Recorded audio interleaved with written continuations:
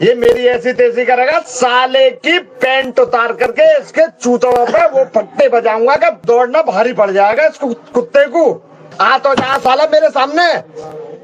सीमा की जो real photo है ना, रियल, बिल्कुल मैंने सीमा को साक्षात, बिल्कुल उसकी आंख पर बिल्कुल नीला निशान पड़ा हुआ मैंने खुद देखा है मैंने, जिसको एपी सिंह झुटला रहा है। हाँ बिल्कुल, मैं बता रहा हूँ कि ये करीबन हो गई होगी 1.5-2 महीने पहले की बात होगी। उसके ससुर साहब ने मुझे किसी मतलब बात करने के हिसाब से मुझे बुलाया, और उस समय थोड़ा अंधेरा हो गया था। तो अंधेरा होने के बाद मैं जब गया तो सीमा जब मेरे सामने आई तो सीमा जी ने ब्लैक चश्मा, अंधेरे में ब्लैक चश्मा लगा रखा था सीमा ने, ब्लैक, अंधेरे में। मैं से कहा, इनकी सीमा जी ये चश्मा कैसे है? कि सर कुछ नहीं, इनकी आंखों में दिक्कत है क्या? मैं बता रहा हूँ कि परसों पुलिस रिपोर्ट आए, पर लेकिन पुलिस रिपोर्ट जो आएगी मेरे जहन में है कि क्या रिपोर्ट आएगी, मुझसे ना पूछे तो ज्यादा बेटर है। परसों, चलो मैं बता दूं आपको, आइडिया मैं बता रहा हूँ। परसों जो पुलिस रिपोर्ट आएगी उसमें थोड़ा मोमिन मलिक जी के द्वारा एक शब्द गलत लिखा गया था, थाना थाना थाना। जो मोमिन मलिक जी ने याचिका डाली है 156(3) CRPC के तहत, वो उसमें जो उन्होंने थाना लिखा था उसमें लिख दिया उन्होंने जेवर, और जबकि जेवर थाने से इस मामले का कोई लेना देना, और जबकि उनको लिखना क्या चाहिए था, थाना रबूपुरा। तो यहाँ 18 तारीख में मैं बता रहा हूँ रिपोर्ट आएगी कि जेवर थाने से कि हमारा इस घटना से कोई लेना देना नहीं है। मैं बता रहा हूँ 18 तारीख की रिपोर्ट मैं आपको बता देता हूँ जरा, देखिए सुनिए। मैं जेवर कोर्ट का एक लोकल एडवोकेट हूँ, मैं वहीं की प्रैक्टिस करता हूँ, तो हमें तो हर चीज की मालूमात है जनाब। 18 तारीख में मोमिन सर को मैं बता देना चाहता हूँ, तो 18 तारीख में वो एक एप्लीकेशन लगाए कि त्रुटिवश रबूपुरा थाना अंकित करना था, और वो एक टाइपिस्ट की वजह से मान लो या किसी की सहवन गलती मान लीजिए कि उसने जेवर लिख दिया, तो वो एप्लीकेशन पे उसको ऑर्डर पास हो जाएगा कि हाँ रबूपुरा कर दिया जाए। बिल्कुल भी उसको माफी नहीं है, भारत के कानून के तहत कोई माफी नहीं मिलेगी। ये थाना सही अंकित किया गया होता, सही लिखा गया होता तो प्रोसीडिंग शुरू हो जाती जनाब, वो अलग मामला है, वो सिविल नेचर है, सिविल नेचर। उसमें जो पंडित जी हैं, और मैं मानता हूँ कि एपी सिंह को पार्टी बनाया है उनको, तो वो अपना जवाब दाखिल करेंगे उसमें, वो अपना जवाब दाखिल करेंगे कि हमने ऐसा किया ऐसा नहीं किया, वो जवाब दाखिल करेंगे, क्या करें ना करें वो एपी सिंह का मामला है। पार्टी तो बन गया है एपी सिंह, विपक्षी मुलजिम चालकू, तो इसकी एपी सिंह की चालकू तो मैं देखूंगा जनाब, मैं देखूंगा, आने दो मेरी कोर्ट में आने दो, मैं देखूंगा इसकी चालकू। जितना गद्दार व्यक्ति है और जितना अय्यास व्यक्ति है, अय्यास को तो मैं देखूंगा। मेरे सामने कभी आया नहीं है, मैं प्रयास कर रहा हूँ कि एपी सिंह भाई आओ तो मेरे साथ, चलो बात तो कर लो, दूर से ही बात कर लो, सामने मत आओ, दूर से ही बात कर लो भाई, चैनल पे ही आ जाओ, अपने फोन पे ही बात कर लो जरा। मैं फोन भी करता हूँ ना, तो फोन भी नहीं उठाते जनाब। मेरे पास इतना भी टाइम नहीं है कि उसी के पास लगा रहा हूँ, पर मैं भी ऊपर वाले से दुआ मांग रहा हूँ। मैं उम्मीद है ऊपर वाले से कि कभी ना कभी तो तनवीर भाई राफ्ता होगा ऐसे, मेरा राफ्ता, आपने बताया था मुझे राफ्ता।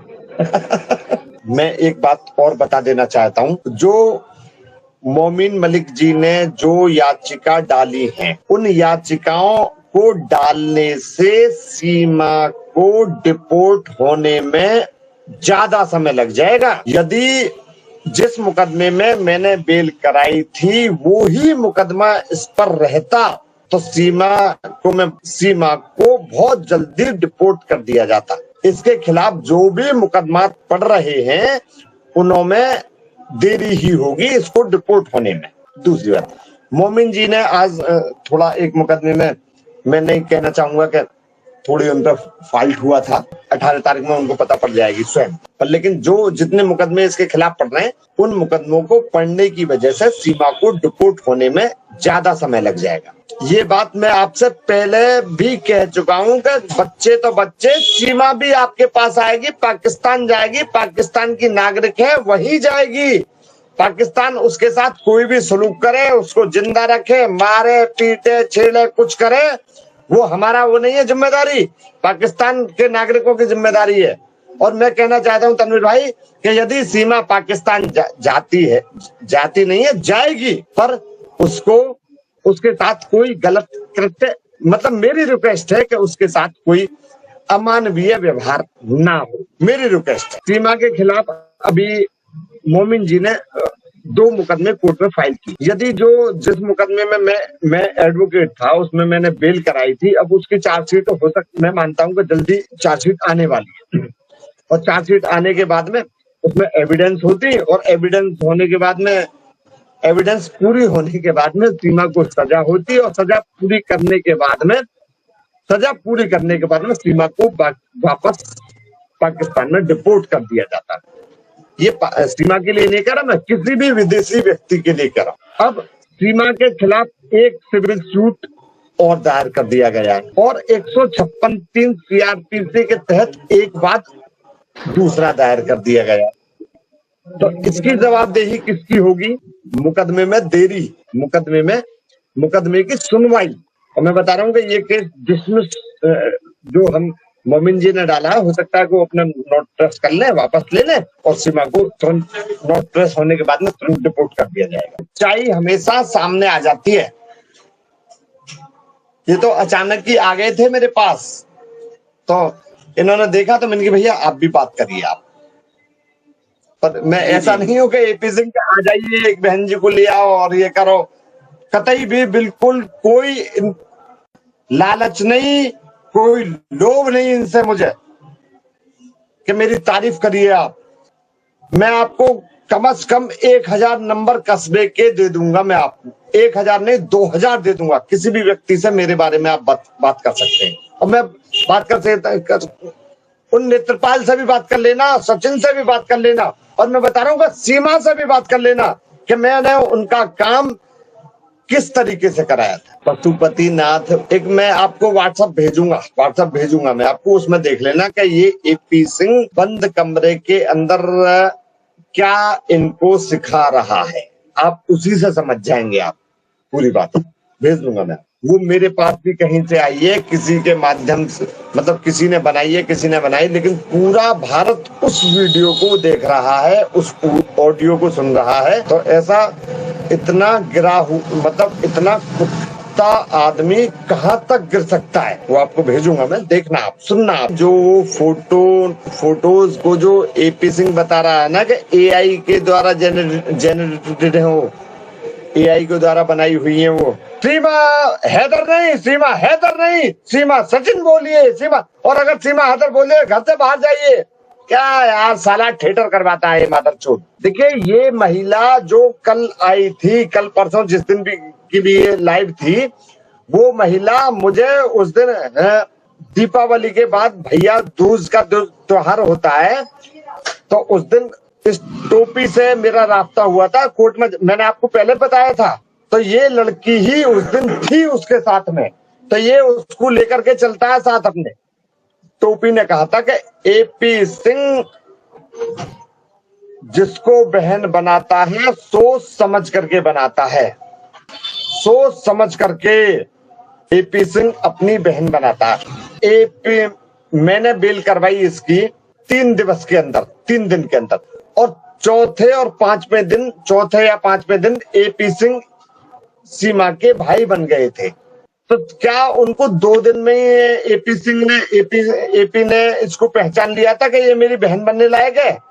और उन्होंने ये और कहा था कि मैं पूरे भारत की महिलाओं को ऐसे ही बहन नहीं बनाता। साले कुत्ते मादरचोद, तू पूरे देश की महिलाओं को गंदी गालियां दे रहा है, सीमा को बहन बना करके। सीमा को तो तू बहन मान रहा है, और पूरे देश की जो महिलाएं हैं उनको तू गाली बक रहा है।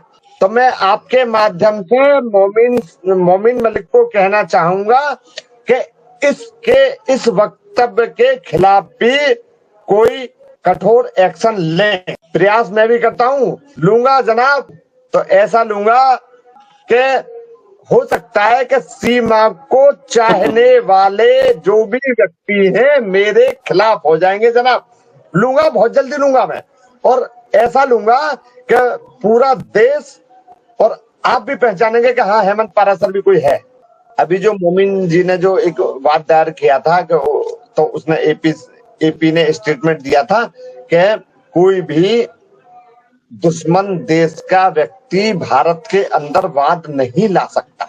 गुलाम हैदर के लिए कहा था। तो भैया, गुलाम हैदर तो दुश्मन देश के व्यक्ति है। सीमा का तुम्हारी माताजी के पेट से जाई हुई बेटी है। क्या सीमा दुश्मन देश की महिला नहीं है जिसको आपने बहन बना लिया? और सीमा को तो तुमने बहन बना लिया।